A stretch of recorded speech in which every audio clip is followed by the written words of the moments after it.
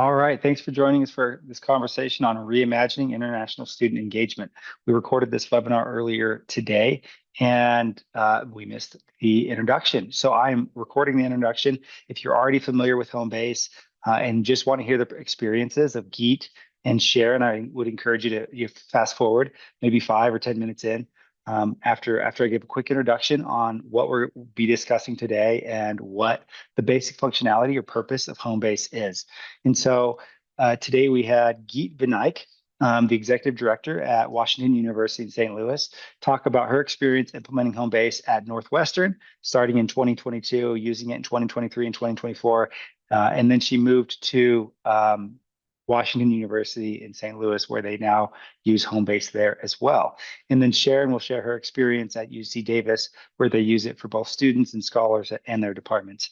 And so really quick introduction to Homebase. The focus is if we can improve the ways that we're engaging with students at key moments throughout their journey, then we can both decrease the workload on the international office staff and improve the student and scholar experience. So by providing the right information at the right time and in ways that work really well for them, we're able to really simplify their experience. We're able to engage with them more effectively verify their understanding of key principles and key elements of knowing how to maintain their status or prepare for their visa interview or understand what's required of them through OPT. So we're able to address the regulatory, logistical, cultural, and social challenges effectively at that right moment when it's crucial to engage effectively. And so we're also able to have create a greater sense of community and a greater connection to the university. So they're feeling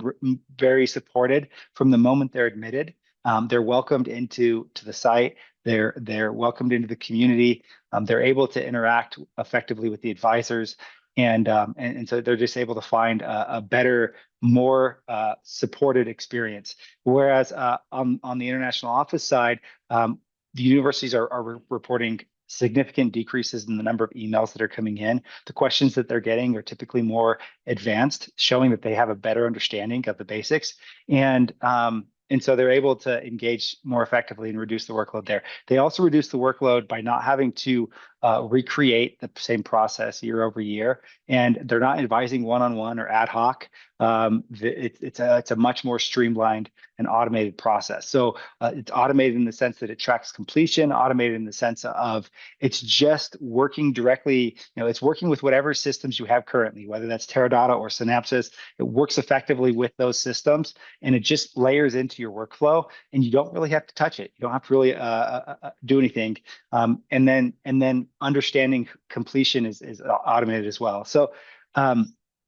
So really quickly, just showing a little bit of what it is. So here's a sample of the Washington University site. So you'll see the different courses. A student that's working on the OPT course would really just only see the OPT course. You can see their pre-arrival and orientation here. You can see different templates that they haven't launched, like their internal training for departments, or they have launched their scholar orientation. And then I'll just show you what a template looks like before it's edited. It's very maybe 80 to 90% of the way built out, and you can choose what you want to edit and what you don't want to edit. So for example, on a maintaining visa status page, you'd be able to see all the pre-existing content that's already built out. We built this out with many other institutions and we're continually refining these over time. So they're able to watch videos. We have maybe 25 videos currently. We're working on another batch of 25 videos, everything from maintaining your visa status, avoiding scams, understanding OPT, understanding different immigration documents, and how to use those effectively. So this content here, it could be edited or it could be launched as is. And then other pages, you're going to want to make sure that you edit them and make them your institution. Like this might be a welcome video you'd want to add in, or you want to update the text here. And so this is what we provide, and then essentially you can build your own course with your institution, and we can support you all along the way. And you could have a very, very tailored, very specific to your institution pre-arrival experience from the moment a student is admitted, and helps them have a better experience. But it also improves things like yield, and then also one thing that I would highlight as well is the community resources. So let me flash over back to that PowerPoint really quickly. So this is just an acknowledgement of some of the individuals who have helped us build out the content. So we said, hey, Homebase will bring the technology. You as an institution, you bring your experience, and let's build this together. Let's facilitate a conversation where we all find best practice together. And so this is, we recently built out our H-1B orientation template. So we send a message out to the community who would like to participate. And then all these other individuals from these different institutions said, sign me up. And so we built this together. And then we'll send it out to the community. We'll solicit feedback. We'll get more feedback. So this was really a community effort as we built this together. But one thing that we also do is we want to make it easy to see, to benchmark the resources that you're providing against what other institutions are also providing. And so we provide this community resource to all admins within the system. And you'll be able to come here, you'll be able to see what institutions do for example, University of Florida, their admin training for their department staff, or a smaller institution, how do they present F1 orientation, similar here. And you can just go through Northwestern. You can see they do their pre-arrival and orientation for Fs and Js all within one course, whereas UC Davis breaks that out into 3 different courses. So you can see how different institutions are providing information, and you can get ideas. And by them making this available, they're essentially saying that they want to support the community, and you can come in here and you can use a lot of the content that's already provided here. And so, for example, the OPT Essentials course, they put a lot of effort and time into building this. And so you can come in here and you can reference this as you build out your OPT. So for example, they use this where instead of putting up a webinar or putting information up on the website and then not being able to track completion, they just say, go complete the OPT Essentials course and then come back with questions. And we won't process your request for an OPT I-20 until you've completed the course. And so that's a little bit of what we provide. We'll go into other elements here later, but essentially what we've done is we've tried to provide the technology and the platform to really simplify to really enable you as an institution to be able to provide resources effectively to your students and scholars. We know that every institution is resource constrained, whether that's through their time or through their budget or both. And so we really wanted to facilitate and support how you're working with institutions. Here's a collection of some of the templates that we provide. And we're continually building these out and adding new ones. And so we'll be adding a STEM OPT one here shortly. We'll be adding one for academic advising, how training academic advisors on how to work with international students. But we're continually building more content out. But I'll now throw it back to the actual presentation, and you can hear from Geet and Sharon. Time was both on the student and scholar team that like advisors were just answering same questions over and over. We were sending people links to our website. We updated our website, but it was like constant flow of the same questions, especially from new students coming in, students on OPT, like these new scholars. So we're like, what can we do to like help this and be more innovative and bring down the workload on our advisors? They just couldn't keep up. So I think, I was at NAFSA looking at all these different vendors and like everyone had a fancy spiel and, but I was just really looking for something that's not going to create, like if I'm going to implement something on my campus with advisors and staff that are already super burdened with work, it has to make their lives easier. Even the implementation has to be easy. It can't be cumbersome. And so Murray and I started talking about this issue that we have. And, he's like, well, I have English 3, but I also have Homebase. And I was like, okay, tell me more. And so we just started this conversation. I came back to campus. I shared it with a couple of staff members and they were just like, well, we have Canvas and this is what we already do. Why would we, get out of Canvas? We've already built a course in Canvas during the pandemic. Why would we change it to Homebase? It seems like a lot of work. And, so I went back to Moroni and like, this is the feedback I got. And he's like, just give me the Canvas course and we will do the work for you. And sure enough, that was one of our first courses that we launched, was actually for J scholars. And it was so successful. It was so easy to build. Even after Moroni's team did their part, like my team, without like extensive training, without like support of IT, without other people, they were able to go into this platform, quickly update things and launch it, which I thought was amazing. And I didn't get a lot of pushback, like, I don't know what's going on, it's timing out. So this is where it started. So we did a very small scale for J scholars, and then we quickly moved to students, and it was a game changer for us. Again, we at Northwestern had like 2,000 students that we were trying to onboard in fall. At WashU, we're about 1,700 students in the fall, and I've launched it at both institutions, and we've gotten so much positive feedback from students and the staff that it's like a no-brainer for us. One of the biggest things that we were dealing with was that with Canvas or other platforms like D2L, Blackboard, is getting people access. Like I had a part-time staff member dedicated at my previous institution just trying to get students access, okay, to Canvas. And then once students had access, we had to have all these challenges for students to just, or for my staff to have to see, okay, who completed their online orientation, who didn't. You know, students did not have a good experience with Canvas. Like they wouldn't know how to go through all the modules. There's always hiccups. The other challenge that we found with Canvas is that we could do some functionality ourselves in OISS, but a lot of functionality had to be taken care of by IT. Again, we had to open a ticket, have them respond, explain to them what we're trying to update. So there was just constant burnout on my team's side. The students weren't super happy with it. So like once we started transitioning to Homebase, all of those things within like weeks went away. So, and we just started with 2 courses. So we had a J1 Scholar, F1 student orientation course, and it just started taking off from there.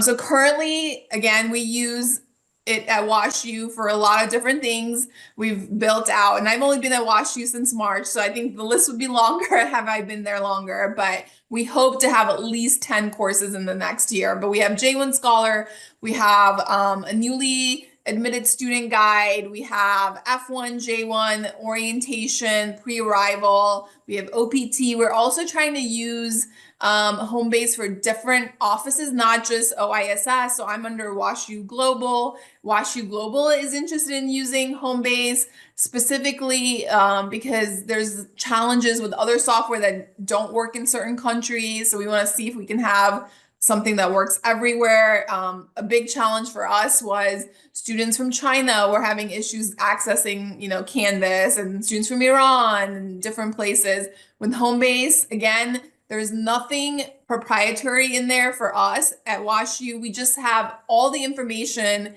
is all public information that's on WashU websites. We have just curated it in a place, added some assessment, and developed this course. So students can use their personal email, they can use their WashU email.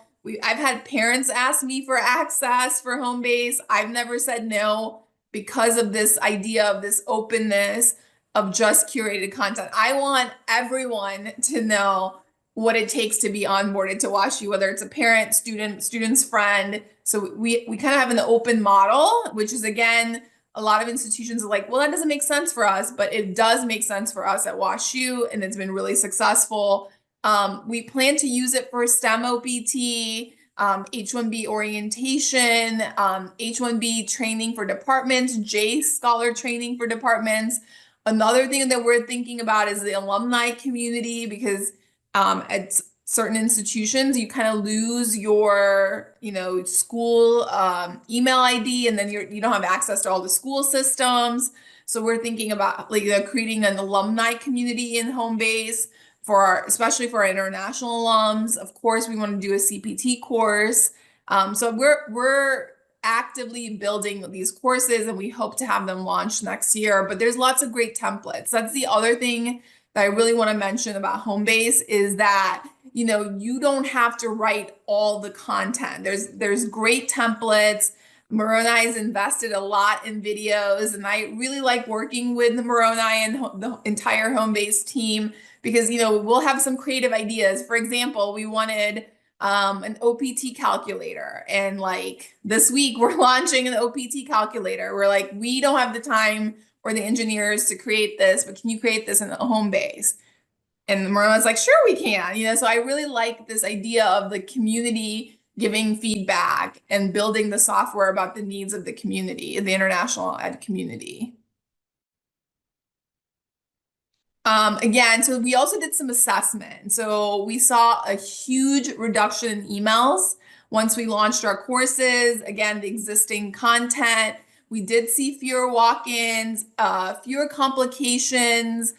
We like the tracking. So like, again, I report up through the provost office. Everyone wanted to know who has attended orientation, how much they completed. So we had lots of data that we could pull from Homebase. And I think the biggest thing was that for us, we require this certificate. So like once a student completes the course, they get this really nice Homebase certificate. And if you're international, you see the excitement of students getting a certificate. I don't know, it's kind of a stereotype, but our students get very excited. Like the first thing, they're coming to campus, they're finishing this course, they're getting the certificate with their name on it. And we ask them to upload that as part of their check-in before we will activate their CVIS record. We couldn't do that with Canvas because again, the time and energy for us to track it, and we did not want to delay check-in. So with this, we know 100% of our active CVIS users, our CVIS students are in CVIS, have completed our online orientation course, uploaded the certificate, and done the assessment. So like that's to us and to the advisors a big comfort.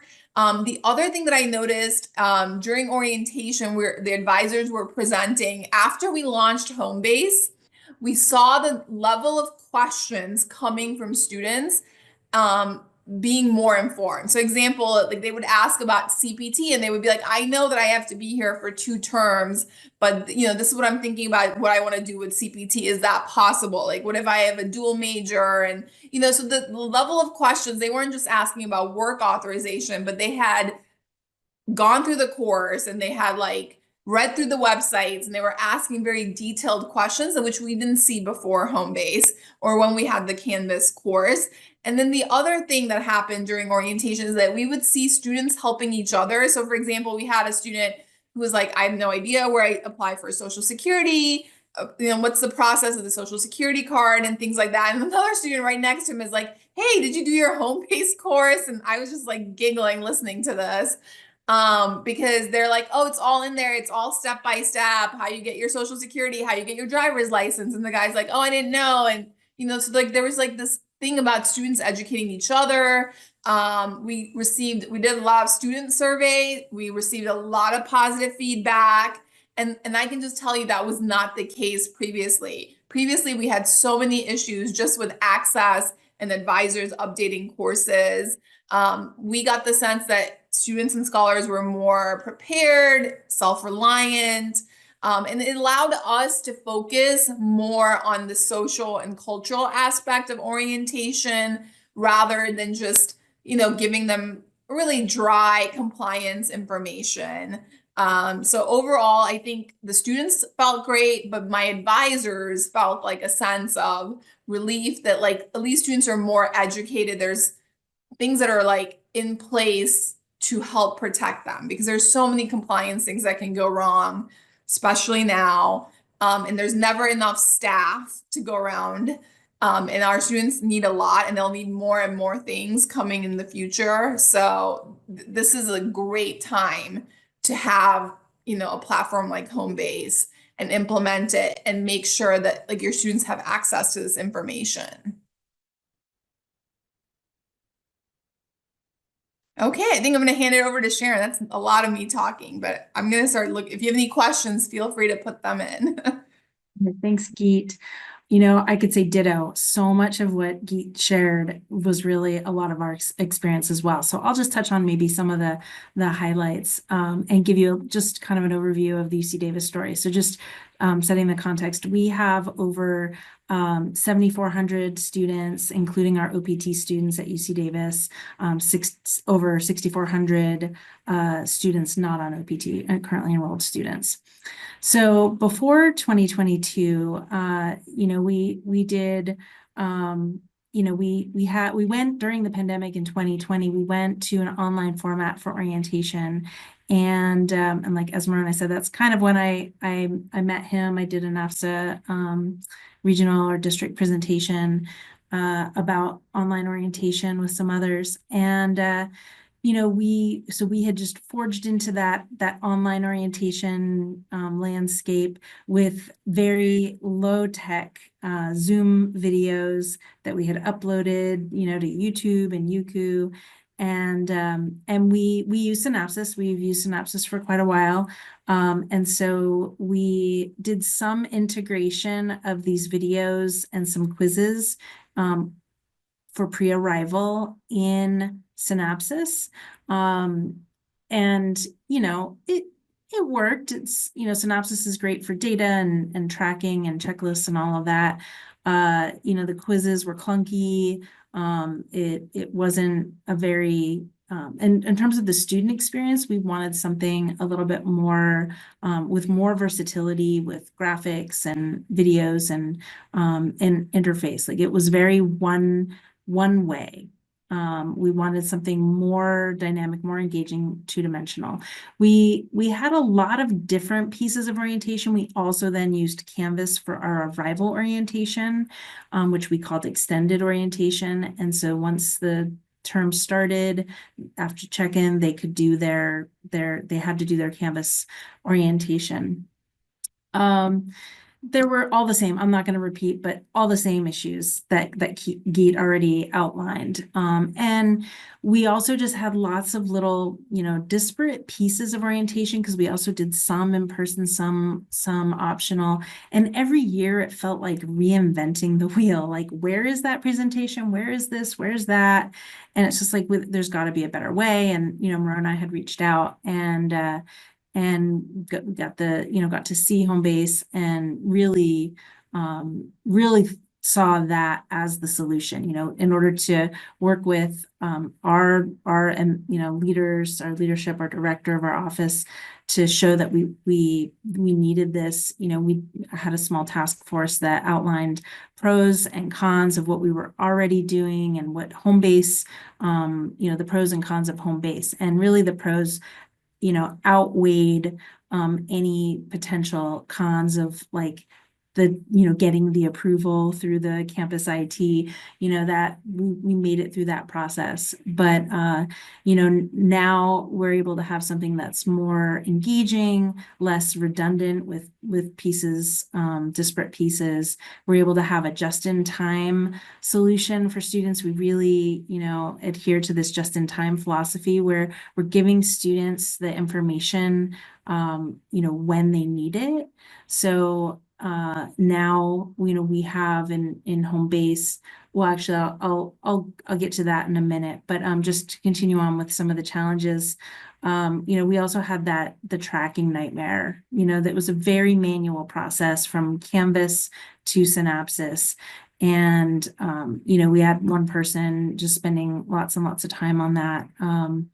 So then we'll go on to the next slide and talk about kind of what we're doing now.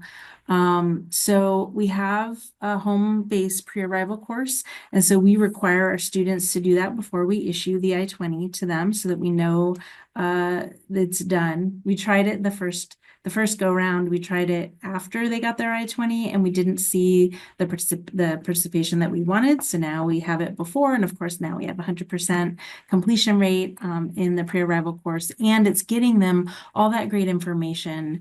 They've committed to our school. They have that long gap of time then until they actually arrive, from spring until fall. And so it's providing a critical connection and creating a sense of belonging. That has been a big guiding principle for us with our home-based courses, is to create a sense of belonging. And so Homebase is just so easy to use, to embed photos of our campus, pictures, little segments, little quick videos with our advisors to forge that connection and to create some two-way dialogue. Other things that we do, you know, you can see on Sharon, this. can I make Yeah. one quick Yeah. comment? Yeah. We do thousands of surveys. Like, okay, we receive thousands of survey responses from students, and so we're able to understand how they're wanting information, when they're wanting information, what gaps there might be, of what questions they still have, and so this gives us insight into making these changes. And so one of the things that we consistently receive from students is, I wanted more information earlier. Like, I just want to know what's ahead. I want to like calm my fears about what's coming next. And so sometimes the just in time is a little bit earlier than just in time, meaning like so a lot of them are very concerned about their visa interview. Okay, so get them information before they even apply for their visa for the visa interview, so they can feel like they have resources and some kind of guidance. They're not just left alone to figure that out. So yeah, I just want to highlight that as one point is we're consistently getting student feedback and we're consistently making adjustments, and more universities are moving to more information earlier because that's what students are requesting. Yeah, thanks, Monet. And another big goal of ours was reduce the influx of emails over the summer to our main inbox. We wanted to answer those questions up front, answer questions they didn't even know they had until they had them. Some of the other things. So then we have the F1 and a J1 arrival orientation. It's very easy to clone courses. So before we had a combined F and J, and it was really, I feel like it was not doing justice to either population, because we made the J1s learn F1 information and the F1s learn J1. It was just a confusing mess. And so with the courses here, it's very easy to clone and then make the necessary changes for regulations for J1s, and so they can have their own course with their own knowledge checks and quizzes so that they really understand the regulatory information in arrival orientation. We now with arrival orientation are able to open that up at the same time as check-in, so 30 days prior to arrival. And so students who are those early birds and want to get it done early and also have more questions at a time when they're not already overwhelmed. You know, when they get here, they go through the campus in-person orientation, and then they have their classes, and it's like, you know, we're on a quarter system, and it's like hit the ground running. Like week one, you're already involved in readings and assignments and labs and such. So it allows students to begin the arrival orientation before they get too busy with their courses. Before Canvas, we couldn't get them in until you know the quarter started.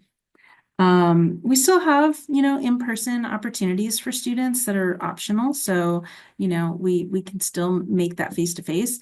And the thing that I love the most about those in-person social opportunities is they come up to you and they say, hey, I saw you, you know, you're my advisor. I saw you in the Homebase course. And so we know that they're already making those connections and feeling that sense of belonging. Okay, we can move on from this one. And Sharon, can I just mention, I know this came up in my meetings last week.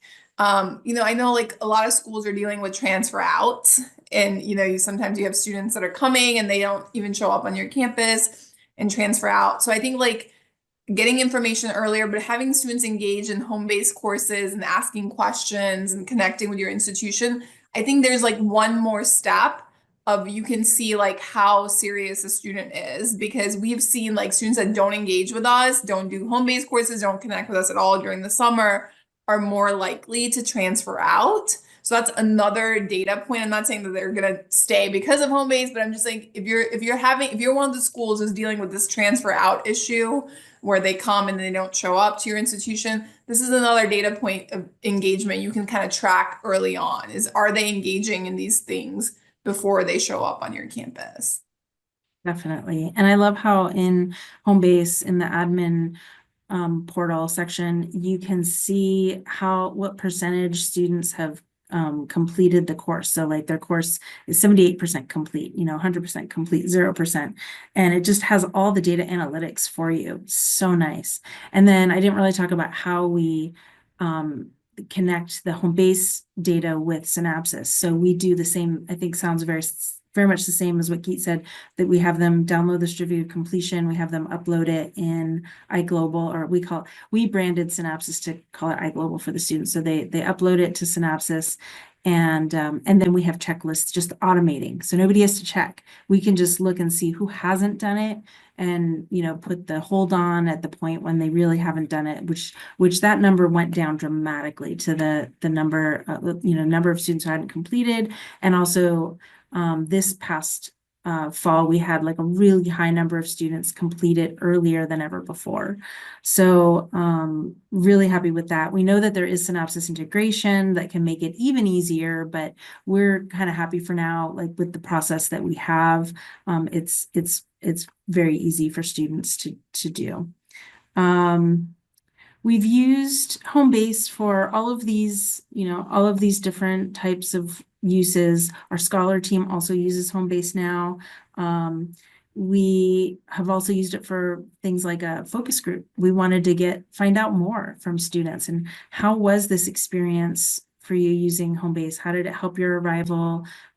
We did one on a housing focus group, and we also did a focus group as part of that same focus group on how did it help them engage with the community and their sense of belonging. And so we actually used the course we created a new, home-based course for focus group where they could upload videos of themselves talking about their experiences, and that gave us really good qualitative data. Planned uses, we are in the process now. We're nearing completion for having all of our OPT information in home-based courses. So we have a 2-part course. We have the OPT tutorial, then we have an I-767 guide for them to complete the I-765. We'll then adapt that, and for our STEM OPT, we want to do a home-based course for taxes for international students, just kind of a general overview, informational. And then other possible ways we've bandied about: graduate student professional program resources, using it for retention of undergraduate students on academic warning. So doing a course to help those students who are identified early on as being in trouble academically, and try to get more resources and information and support to them via a home-based course. We've talked about having an alumni community as part of Homebase, also parent engagement. That's another thing that we are thinking about. And then along with the other work authorization CPT course will be in our future as well. And then I just love the knowledge checks in there, and ways that they can, we can use all the different learning modalities, audio, visual, the knowledge checks to really help reinforce learning. Next slide. So, reduced work for SIS staff. That was a big goal for us. So I've already talked about the tracking is automated, not having to do the manual follow-up to the extent we were before. The editing is very easy, and a lot of different staff members have picked it up really quickly, which is really nice. So you can have many team members be able to very easily be able to use the platform and edit if you wanted to divide up work. It's really easy to collect feedback and to make improvements. We have, Rona, I had a pre-survey and a post-survey that went out to our students, and it collected data, and we got that data to really help us know how this was working for our students. And then it clearly, I talked about early access, but it also clearly meets the regulations. It allows us to fulfill that obligation that we have to provide the regulatory requirements to our students. And so it's just a better experience overall for students than what we had before. It's more user-friendly, it's aesthetically pleasing, it's easy to navigate. There's different sections on there that gives them all kinds of access. The students really like the videos. It allowed us to have access to videos that we didn't have a budget to create ourselves. So that was just huge, that there were, there's already all of these videos that we can just use in the course that, in addition to our own customized videos, there's, kind of standard videos that help explain things to students in a way that is just kind of speaks to them, right? They don't want to just read a bunch of text. They want to also be able to engage in a video. They can also engage with each other throughout the course and with us. We have the Ask an Advisor section. And, at the beginning, we were really worried, oh my gosh, is that going to be very time intensive, labor intensive? And we've found that it's not. And then, yeah, that sense of belonging, we'll talk about the community in a bit, but that has really been a great way for us, our students to start to feel that belonging. And, okay, we'll move on to, that's fine. I think I've touched on the others. So then student and scholar feedback. So, yeah, this is kind of the stats of that this is the general feedback that across the whole US, all the schools using Homebase, but it mirrors UC Davis and the feedback that we received from specifically our students. And so 99.8% recommend Homebase to others. 99.6% agree that it provides a positive introduction. 98% no technical difficulty. 96% agree that they're more excited now about coming to their university. And then 97% agree that it helped them understand the immigration information. So everything we would hope to see. You're muted, Myrna. Thank you. Okay, so I'll give a quick preview of the community piece, and then Sharon can give a quick overview of how they're using it. So what we found is we wanted to provide spaces for ongoing engagement between students, fellow students, maybe current students, maybe with scholars. So different universities are using this differently. And so some launch with communities, many don't, and then can evaluate whether or not they want to add different community spaces down the road. I'll just give a quick overview of what some are doing. So UC Davis, as an example, they have spaces or channels for their students, and then they have channels for their scholars. Then they could build out channels for international family as well. So those could be J2s, could be spouses, dependents, it could be parents. But we're a way to facilitate connection with those individuals. And so what they do is within their course, they have a welcome page. And then the second page is get to know us. So Sharon mentioned that a student would walk up to them at their walked up to her at their orientation and said, "Hey, you're my advisor." That's because each of the advisors recorded like a 30-second introductory video. Hey, here's who I am. Here's who I advise. Here's how I can help. Here's a few things that I love about our community, and I'm excited to see you. And so something simple like that, done once and then seen by 2,300 students every time they're coming in. So it's a simple way to kind of at scale expand your connection. But they introduce the international office staff. Then the next page is, hey, we want to get to know you. And so they then come here to a say hello page. And so that I don't show any student data, I'll just not show that. But you get hundreds of students coming in here and posting and introducing themselves. And so you start to have that engagement, that interaction. They start to see other students, other individuals. They can chat. The most common posts in the chat pre-arrival are typically around housing. They're looking for roommates. They're looking for they're looking to get other perspectives on where they should be looking for housing. And so they're chatting together there. That's very frequent.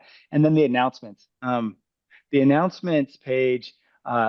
Anything posted here goes out as kind of a MailChimp type email. So it would look like this going out as an email, but it also goes out as a push notification within the app. There's apps, an Android and an Apple app, and then it can go out as text notification as well. So what that's doing is it's increasing the ways that you can reach them and increasing engagement. And so this can be used pre-arrival, can also be used throughout their time. But announcements has been shown to be a more effective way of reaching more individuals. So you can post events through here that they might get more visibility. And then there's events. You can really use the different spaces for different things. So you could create a channel specific to so say class of 2029. And so, or you could create alumni channels. And so it really is kind of a blank canvas as to what are your goals, and then let's work around meeting your goals at your institution. I'll show the directory, but this is something that students would opt into. So when they come in here and just set their profile for the first time, they're setting their permissions and they're deciding if they want to participate in the directory. But essentially, what this does is this allows them to connect with other students or scholars from their home country or studying their same topic. I remember I talked to a scholar who had been 2 years at one of the Ivy Leagues, and he had a rough go of it. And so I was talking to him about what would have helped, and he was saying that many of the challenges he ran into had nothing to do with what he was working on. It had to do with cultural misunderstandings. And so he said, if I could have talked to another scholar from India before I came, that would have smoothed out so many of the challenges that I faced. And so he could have come in here and he could have said, hey, I want to find other students from my home country. And or other scholars from my home country. He also said if I would have been able to talk to somebody from my program, I think he was like molecular biology, that he would have been able to understand the dynamics of the lab, and so he would have been able to work to that. And so he said, hey, I wish I would have been able to talk to, go in here and find somebody with my same field of study or field of research, and so this can just facilitate communication without it doing anything to the workload of the international office. So you're not having to monitor this necessarily. You're not having to. It's something that they've opted into, but they're able to create group chats. So if they wanted to have a group chat around who likes basketball, and then they announce, hey, we're going to go play basketball. Who wants to come? Like simple things like that. So it really becomes something that is depending on how we want to set it up, it can be something that's very that doesn't add workload to the international office, but it facilitates connectivity. I will switch back to the presentation and sharing. Moroni, there's a couple of questions here in the chat. Can we go ahead and answer a couple of those real quick? Yeah, perfect. There was one that the latest one that just came in was regarding the student surveys. Are the students asked in advance if they want to agree or if they agree to participate in surveys? At that institution, they go through several approval steps already at their institution for survey? Yeah, great question. So we'll put a Homebase survey in the templates, and then when we send you the template, you own it. So you can make whatever edits you want. So you could leave it. You could replace it with a survey from your institution. Most institutions, when they're doing the initial launch, they want to simplify the implementation, and they'll often just remove that. And we just want to provide a survey that you can reference for if you want to build your survey. Hey, here's the questions that we're asking, so that you can kind of think through what you might want to ask for your students as well. So there's no request that students participate. It's something that we put into the template, and a lot of universities will keep it there. Okay, that's great. And then a couple of other questions here, maybe for our panel. What reports or data have you found to be most useful in evaluating the success of the platform and advocating for future budget? Yeah, so I can answer that a little bit because we look at data a lot and I get lots of data requests. So what we look at is when the students are doing the courses, what's like how much time they're spending in the courses and the completion rate, and from what countries and what regions. Because I think for us, it was always interesting to see, especially with Canvas, like we would be in like week 2 of classes and we would still try to track down people and where they were and if they'd actually arrived and just trying to match up the data. Thankfully with Homebase, we don't have that issue. It's very easy to pull reports. It's even if they use their personal email, we can pretty much match up the names. And the function that we have in Teradata is like they have to upload this as part of their check-in, and we won't activate their I-20 records and things like that. So for us, we've been able to give some really nice reports of like you know, we had 1,700 new students in the fall. All of them had 100% completion. On average, they spent like 60 minutes on the course. These are all the regions that our students, you know, accessed from. So like that was really helpful. And, you know, it was really easy for us to get buy-in. Whenever we say compliance and risk, the other portion I think that's really important for us was with related to reporting is OPT. As you guys know, with OPT, there's so many things that can go wrong. Students sometimes don't apply for OPT right away, past 30 days. They don't know they need to request a new I-20. There could be, you know, they don't check their dates possibly, and there could be a mismatch between the dates the DSO issued and the dates that they wanted. So I think with our OPT course, we feel so much better that they have to complete this course before they even apply for OPT I-20 through our office. I think that this has made us feel a lot more secure, especially with compliance and for the advisors. And when you have, you know, 1,000 students graduating each term and you're processing 1,000 OPT I-20s, it's a lot.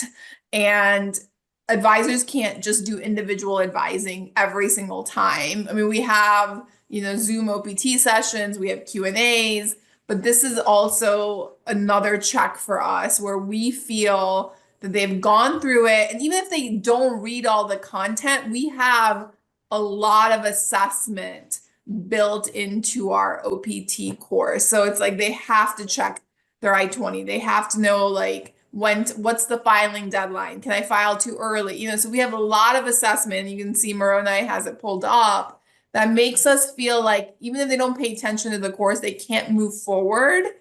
And that's again, makes us feel very secure. So that's a very long answer to a short question, but this is how we've used the data from the courses. That's great. And then one other quick follow-up question too. Have you received any student feedback that they would want to use their school account to log in via like a single sign-on versus just setting up their own account?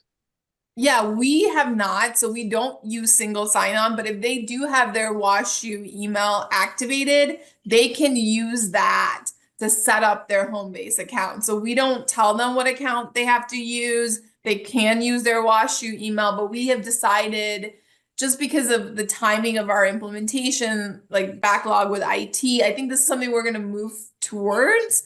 But with the single sign-on, I think the issue becomes, you know, our students don't, a lot of them, not everyone, but a lot of them don't get their WashU credentials until they actually enroll in classes or arrive on campus. So we wanted to keep that option. We wanted to be more open. So that's why we haven't used single sign-on, because we didn't want them to like wait till they come to campus to do these courses. And then we didn't want them to lose access to the courses after they graduate. So for example, like for the one that we're creating now is the STEM OPT course, and we want them to have access to that even after graduation. So that's why, but we haven't had any pushback on students telling us that they don't feel secure, they need single sign-on. That's great. And then one last quick question that I found here was, there's a lot of information in these courses. It seems fairly robust. Can you talk about your setup time, your front-end investment in getting all of this up and running? Yeah, so for me, I will say that like the first course that we developed was the J Scholar. It took us about a week. The second course, which was again like a bigger audience because we have a large student population, was a few weeks. With our OPT course, we took a little bit more time. I think we took like 4 weeks for the OPT course because again, we wanted all of our advisors to review the content, but just like building the shell, I would say is like a week or less. And then I think the longer time it takes is just getting feedback from different people on your teams and then incorporating that feedback and, you know, just looking at it one more time. But the actual building of the course initially, I would say a week or less. That's if great. you use While you were yeah. answering that, I actually had one more question come in. Hey, Tracy, real quick. Okay, Before we go there, Sharon, what's your experience with preparing your courses, and then I want to share a few examples as well. Yeah, well, I was just gonna say, same, similar. It doesn't take that long, and it depends on what it is. But I think if you start with a template, you can get it finished in a very short amount of time if you just dedicate, several hours, and then, have review schedules on another time. So, and I've heard people say that they've used, our course as a model for something, and then they got it up in a couple hours. So, it just depends. Yeah, so it really depends on your office, right? So as an example, Yale, when they did their Scholar module, they wanted to kind of recreate so many pieces of it. They did like a full step back review, and they did a long review process. And so that was kind of one tail end of like the spectrum. The other is Baylor spent a few hours each day editing the template, and they launched it in about a week. And a few months back, we brought in Drew Webster, who was previously at UT Austin and Georgia State University as an associate director, and he launched Homebase there, and now he works with us, working to help institutions implement. And so that can just be advice that we provide when we do the implementation process with you, or it can actually be us going in and building the courses for you or with you. And so we had one institution, we just did it live over a Zoom conversation. And in 2 half-hour sessions, we built their F1 pre-arrival and orientation because it just was a very, very quick process. In Northeastern, they have a population of 5,000 international students. They transferred everything over from Canvas, and they did it in about 2 weeks. And then they implemented the Synapsys integration as well. So it just really depends on what you're looking to do. But we typically say, hey, like, what do you want to focus on first? Identify that, and then we'll help you go through the process of implementing. If you want us to be super hands off, you do all of it. That's great. If you want us to be very hands on and involved in the process, we'd be very happy to do that. And as far as logins go, the way of logging in, so you can use multiple formats. So you could use a direct registration link where students self-register. That's typically what institutions do. That doesn't matter if you're using Teradata, Synapsys, or any other system. You just link directly over from that system, create an account, and then have them upload the completion certificate. The other options are, we have a Synapsys integration, and that links over, it creates the account for them, and then it sends their completion automatically back to Synapsys. Then you can take that completion from Synapsys, and if you want to put a hold, within Workday or Banner, you can do that, or whatever you're looking to do from there, you can do that. Or if you want to have, for the department training for staff, you can have single sign-on, but for students, they have self-register, and for scholars, you can have them working through the Synapsys integration. So it really can be a mixed bag as to what is the population and how do you want that population accessing it. So you determine that, but all of those are options. Yeah, and I just put in the chat like our website of like how students get access to the immigration course. It's super easy. It's on our website. Any of you can technically go in and try to get access, and we would grant access, because again, we don't want to hide this information. We want as many people that want to do our course to do it. So for us, it's again just curated content. It's not proprietary. We want to share it. We want everyone to do it. And so that's kind of our vision with these courses. Sharon, in interest of time, we're out of time almost, so we'll skip your community piece. But if you wanted to talk to Sharon or Geet, you can feel free to reach out. Tracy, Sharon, and Geet, you mind putting your email addresses in the chat, and then I can put mine there as well. Feel free to reach out to any of us with questions, and we'll reach back. And then Sharon, you want to just quickly address the process that you went through for getting leadership buy-in, and then Geet can maybe highlight a few of these. Yeah, and I feel like I touched on this a little bit, before. Just, we really did the pros, the benefits, the goals, what this would do for us, working with our director to then advocate for us to go through that whole process with our IT. And so just emphasizing our institutional objectives, our unit objectives of streamlining, being more efficient, reduction in workload, better student scholar experience, improved compliance, a more sustainable process, something that was easy year to year and not as taxing on staff. And then it improved our key metrics. So that it just was kind of a no-brainer when you look at all of that it gives us, and we were able to get the support and continue to have our leadership support. Yeah, and I agree. I think for me, the biggest thing that kind of moved the needle is the reduction of risk. And for us to be able to say that we're compliant, we take the regulations very seriously, we make sure that students from day one understand that immigration status is their responsibility. So like that's a big theme in our courses, is that it's your responsibility. We are here to facilitate, give you good information, talk you through different scenarios, but ultimately you need to know this information and make sure that you're following all the rules and regulations and, maintaining your status. So I think when I talked to our provost about this and how critical it is, and like, even if we had a staff of 30, 40 people, like we cannot give that individualized attention to that many students. So at Northwestern, we had 8,000 students and scholars. Here at WashU, we have close to the same number, 8,000 international students and scholars, and we will just never have enough staff. And so this is a protection for our staff, and it's really good, like, service and responsiveness to our students and scholars. Perfect. Thanks, Kate. All right. I think there's one other question that I just saw in the chat about Synapsys. So can students access Homebase courses via limited services login through Synapsys? So essentially what happens is you connect an e-form to a course.